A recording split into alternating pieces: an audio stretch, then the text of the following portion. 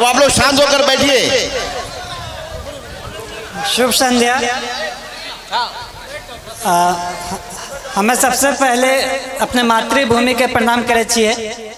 यहाँ पे उपस्थित सारे लोगों के नमन करे छिए। हमरो नाम शुभम कुमार छे। हमरा ठेठी उतना अच्छा ना आवे छे। मम्मी के मैं 1 महीना पहले बोलिए कि अहाँ सारा चीज हमरा दिल के, बट लेकिन हमरा अपना मातृभाषा नहीं सिखल के।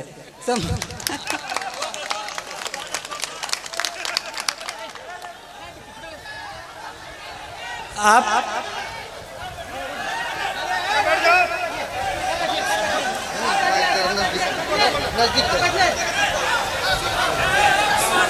ठेठी मैथिली का एक बोली है। आप अपने बच्चों को सारा लैंग्वेज सिखाइए।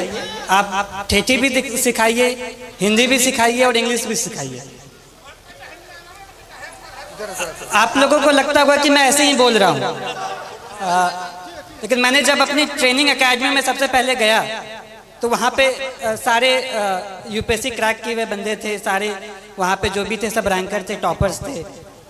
तो सारे लोगों ने पूछा कि शुभम तुम हिंदी क्यों बोलते हो, तुम्हारा मातृभाषा क्या है? तो हम बोले कि मातृभाषा ठेठी है, वो कभी सीखे ही नहीं। सो वहाँ पे सारे लोग बोले कि उनकी तो हिंदी तो दूसरी भाषा है। सारे लोगों का कुछ ना कुछ उनका खुद का भाषा होता है और वो उस पर गर्व करते हैं। तो मेरा ये कहना है कि आप अपने कल्चर को, अपने संस्कृति पे गर्व होना चाहिए। जहाँ भी मैं गया वहाँ पे शुरुआत में लोग बोलेंगे कि एक बिहारी है, लेकिन धीरे धीरे उनको यकीन हो गया कि बिहारी क्या कर सकता है।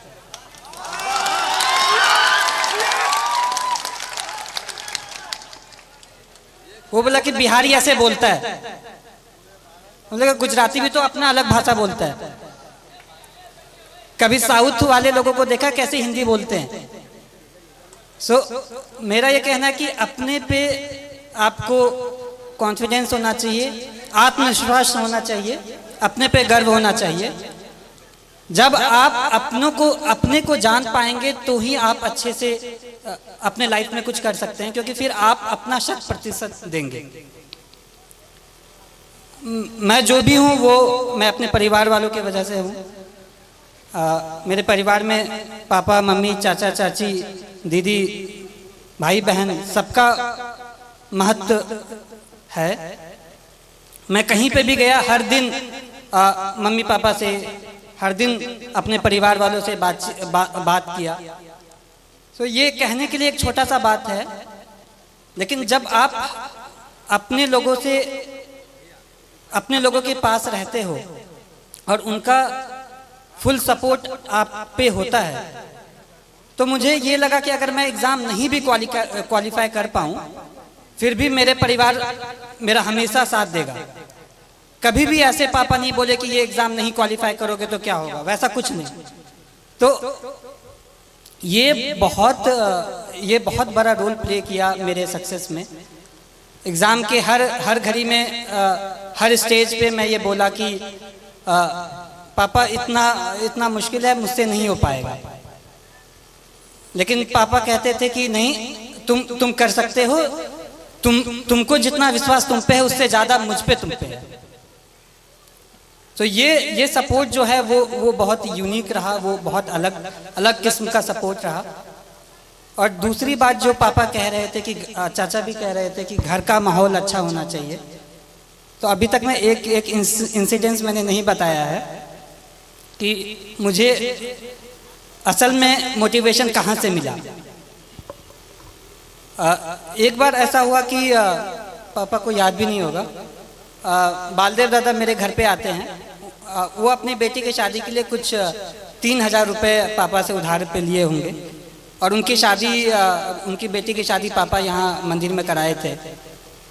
तो पापा ने ये नहीं कहा कि 3000 रुपये मैं दे रहा हूँ, वो कहा कि नहीं, आपको वापस करना है। फिर वो मेहनत किए और फिर वो 3000 वापस जब दे रहे थे तो मैं भी देख रहा था।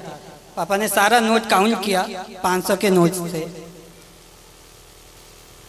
फिर एंड में 3,000 रुपये दादा को दे दिया कि ये आपकी मेहनत की कमाई है, ये अपने साथ रखें। ये मैं कहना चाहता हूँ कि इससे ये क्या हुआ कि वो सामने वाला मेहनत किया, वो कमाई, वो फ्री का पैसा नहीं समझा। इसी तरह मैं भी चाहता हूँ, मेरी ये कामना है कि मैं भी लोगों के लिए काम करूँ। एक बार रिजल्ट आ जाना बड़ी बात होती है, लेकिन उससे बड़ी बात है कि लोगों के आशाओं पे खड़ा होना।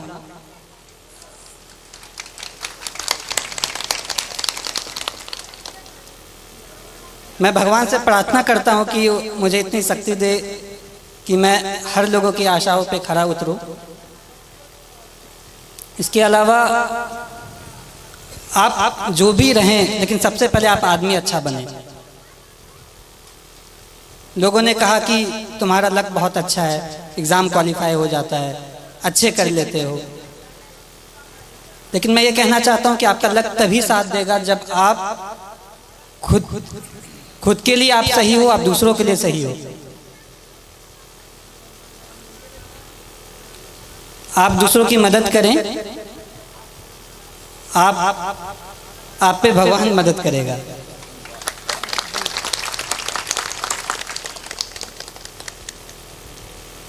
छात्रों के लिए मैं ये कहना चाहता हूँ कि जैसे बचपन में मुझे लोग कुछ कहते थे कि बहुत जिद्दी है, मैं अब कहता हूँ कि जिद्दी है तो ठीक है, मैं ये करूँगा, मैं करके दिखाऊंगा। ये जिद भी बहुत अच्छी चीज़ है।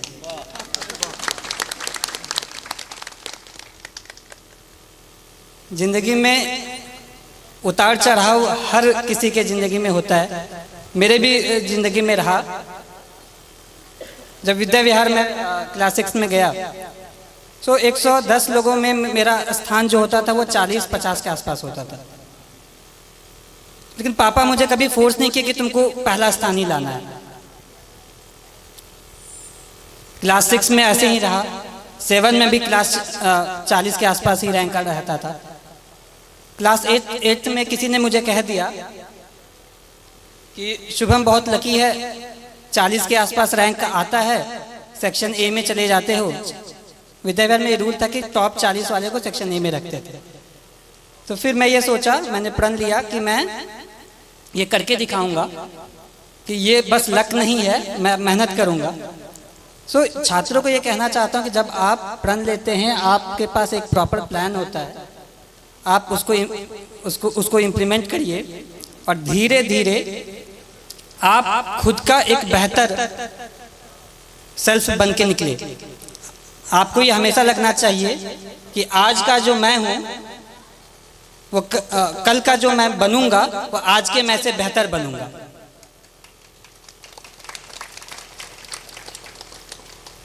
जिंदगी बहुत चीज़ सिखाती है, संघर्ष बहुत चीज़ सिखाता है, और लाइफ के हर फेज में हमारी कोशिश ये रहती है कि मैं अपना एक बेटर सेल्फ बनूं, मैं इससे भी और अच्छा बनूं, और मेरा भी यही रहेगा। लास्ट में मैं एक पंक्ति बोलूँगा कि कर्मण्ये वधिकरस्ते माँ फलेषु कदाचन, अर्थात आप कर्म करिए, फल की चिंता ना करें, फल तो कभी ना कभी आ ही जाएगा। धन्यवाद। शुभम कुमार को बहुत बहुत धन्यवाद और को उसके जीवन की शुभकामना के लिए धन्यवाद कहना चाहता हूँ कि आप लोग इतनी की तादाद में यहाँ आए, मुझे बहुत अच्छा लगा। एंड इतने सारे लोग इतनी अच्छी बातें कही। मैं ये विश्वास दिलाना चाहता हूँ कि आप लोगों ने जैसा भी सोचा होगा उस पर मैं खरा उतरने की कोशिश करूँगा। धन्यवाद।